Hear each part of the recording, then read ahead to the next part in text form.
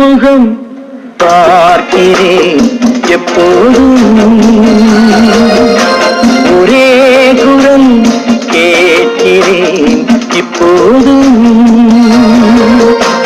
ஒரே முகம் பார்க்கிறேன் எப்போதும், ஒரே குரல் கேட்கிறேன் இப்போதும்.